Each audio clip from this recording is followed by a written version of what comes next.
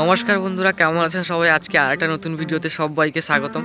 বন্ধুরা, প্রচণ্ড ঠান্ডা পড়েছে আর ঠান্ডার মধ্যেই আজকে সকালে আরেকটা নতুন ব্লগ শুরু করছি।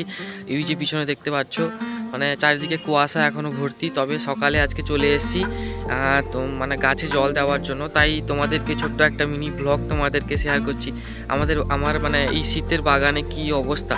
যেহেতু আমি কিছুদিন ছিলাম না বাড়িতে, তাই বাগানে প্রচুর গাছ, মানে গাছগুলো জল না থাকার জন্য মারা গেছে। গাছগুলো কেমন কি অবস্থা তোমাদেরকে একটু দেখাবো। তো চলো ভিডিওটা শুরু করা যাক।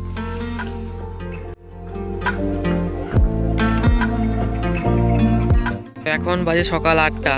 তো আমি এখন চলে এসেছি জল নিতে, মানে গাছে কিছু জল দিতে হবে। তাই মানে গাছগুলো যেহেতু শুকিয়ে গেছে, গাছের দেখলাম গোড়ার দিকে জল কম, তাই গাছে জল দিব। তো এখন জল নিয়ে নিই।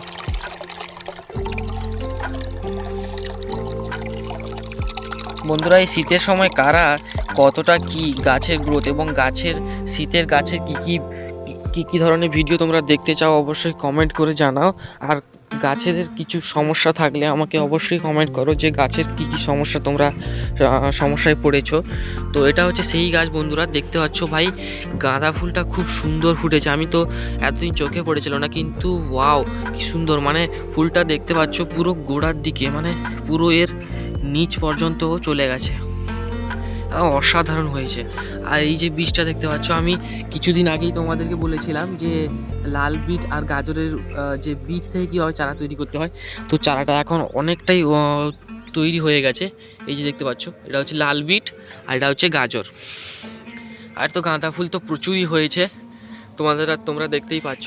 তোমাদেরকে যে দেখিয়েছিলাম প্রচণ্ড কুড়ি এসেছিলো, এই যে সেই গাছটা প্রচণ্ড কুড়ি এসছে। আর ফুলটা দেখো, ওয়াও, জাস্ট ওয়াও, ফুলটা অসাধারণ হয়েছে একদম। মানে ফুলটা এইটা আমি বুঝতে পারছি না যে এই গাছটার সঙ্গে এই যে ফুলটা দেখতে পাচ্ছ এর সঙ্গে এইটা কীরকম হয়ে গেল। মানে এটা একটু আলাদা ধরনের গাছ, তোমরা দেখেই বুঝতে পারছো এটা একটু আলাদা, লাল লাল এই যে ভ্যারাইটি চলে এসছে। মানে আমি এটা মনে হয় সম্ভবত এই যে পরাগ মিলনের যে ঘটনাটা হয়, পরাগ মিলনের সময় ওটা চেঞ্জ হয়ে যায়, ওইটাই মনে হচ্ছে, মানে চেঞ্জ হয়ে গেছে কালারটা একটু। আর এই ফ্লাওয়ারটা মানে সত্যি ওয়াও। এই গাছটাকে মাদার প্লান্ট হিসাবে এখানে রাখতে হবে, যেহেতু প্রচণ্ড সুন্দর। আর এই গাছটার ফুলটা খুবই বড় হয়ে থাকে। তোমরা গাঁদা ফুলের গাছ অনেকে বাড়িতে চারা তৈরি করে রাখতে পারো অনায়াসে। আমি এর আগেও অনেক ভিডিওতে বলেছি এবং দেখিয়েওছি যে গাঁদা ফুলের গাছ যদি আমরা বাড়িতে রাখতে পারি, তাহলে পরের বছরের জন্য আমরা গাঁদা ফুলকে সংরক্ষণ করতে পারবো, নিজেদের চারা তৈরি করে নিতে পারবো এইভাবে আমরা। আর এটা হচ্ছে তোমার গাজরের গাছ, যেটা বলেছিলাম 50%-এরও হয়নি। মানে বীজগুলো কেমন নষ্ট ছিল, আমার দেখেই মনে হচ্ছিল প্রথমে বীজগুলো নষ্ট আছে। তবে এই গাছটা অসাধারণ হয়েছে এবং একটু ঘন থাকার জন্য গাছগুলো একটু ধীরে ধীরে বাড়ছে। এতে একটু ফাঙ্গিসাইড প্রয়োগ করতে হবে। তো তোমাদের শীতের বাগান কেমন চলছে? আর ওইদিকে রয়েছে ফুল, আমি তোমাদেরকে দেখাবো। এতে কিছু জল দিয়ে দিই তোমাদেরকে, তারপর দেখাচ্ছি।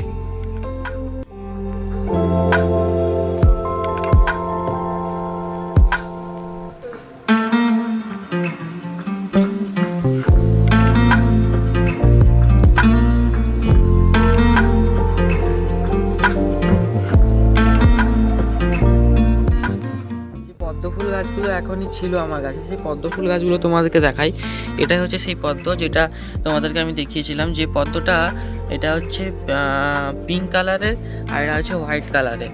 তবে যে গাছগুলো আমার কাছে ছিল এখন, মানে গাছগুলো তো বাড়ছে না, কিন্তু আমার মনে হয় এগুলোকে আবার প্রতিস্থাপন করতে হবে, আবার রিপোর্টিং করতে হবে। তোমরা অবশ্যই কমেন্ট করে আমাকে জানাও যে এগুলো কি সত্যিকারে এখন রিপোর্টিং করতে হবে, না কি নতুন গাছ বেরোতে সময় লাগবে, বা এদের ডরমেন্সি পিরিয়ড একটা থাকে যেটা এদের কিছুদিন এদের কোনো বৃদ্ধি হয় না। তবে তোমরা অবশ্যই কমেন্ট করে জানাও। আমি মানে প্রথমবার করেছিলাম, তাই এখন করতে পারছি না। তবে যারা পদ্মফুল গাছ লাগাও তারা অবশ্যই কমেন্ট করে জানাবে যে কি করে এটাকে এখন সমাধান, মানে এই সমস্যাটা সমাধান করা যাবে, যে গাছগুলোকে এখন বাড়ছে না কেন বা কি হয়েছে গাছের। তোমরা অবশ্যই কমেন্ট করে জানাও। আর এই পদ্মফুল গাছের আমরা মানে আগে আপডেটগুলো দিয়েছি, তোমরা হয়তো জানো না। যারা আমার চ্যানেলে নতুন এসছো তারা অবশ্যই আমার ভিডিওতে চ্যানেলে গিয়ে দেখে আসতে পারো। এটা একটা ছোট মাটির পাত্রে রয়েছে, তোমরা এক জল ছাদ যারা ভালোবাসে তারা অবশ্যই পদ্ম গাছ লাগায়। তোমরাও অবশ্যই পদ্ম গাছ কারো এবং বাগানকে সবুজ করে রাখো। দেখা হচ্ছে আর একটা নতুন ভিডিওতে অন্য কোনো জায়গায়।